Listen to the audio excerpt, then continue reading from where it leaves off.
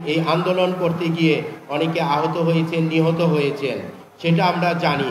কারণ এই ফ্যাসিস্ট খুনি হাসিনাকে তার পতন ত্বরান্বিত করার জন্য খন্দকার এনাম, রবিউল ইসলাম নয়ন ঢাকা মহানগর দক্ষিণ যুবদলকে নেতৃত্ব দিয়ে গেছেন। আপনারা জানেন 4-5 বছর আগে রবিউল ইসলাম নয়নকে সেই বাংলা মোটরে খুনি হাসিনার নির্দেশে গুলি করে মনে করেছে রবিউল ইসলাম নয়ন মারা গেছে।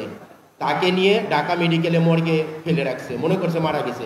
কিন্তু মা বাপের দোয়ায়, দলের নেতাকর্মী দোয়ায় রবিউল ইসলাম নয়ন এখনো আমাদের মাঝে বেঁচে আছে, এখনো নেতৃত্ব দিচ্ছে।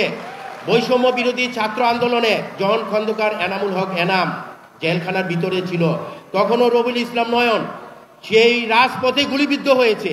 গুলিবিদ্ধ হয়ে সেই পা নিয়ে রাজপথে মিছিল করেছে, সেই মিছিলের নেতৃত্ব দিচ্ছে রবিউল ইসলাম নয়ন। তাই আজকে আপনাদের বলতে চাই, আপনারা সবাই ঐক্যবদ্ধ থাকবেন, সবাই একসাথে কাজ করবেন। এবং 31 দফা আছে, এখানে মুকিত বিস্তারিত বলেছে।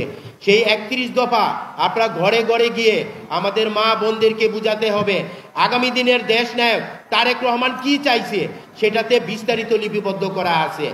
তাই আগামী নির্বাচনকে সামনে রেখে সবাই ঐক্যবদ্ধ থাকবেন, ঐক্যবদ্ধভাবে কাজ করবেন।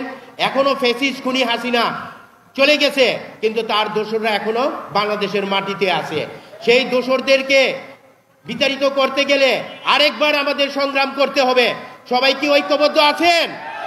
ইনশাল্লাহ সবাই ঐক্যবদ্ধ থাকবেন, এই ফ্যাসিস্টদের আবার বিতাড়িত করব ইনশাল্লাহ।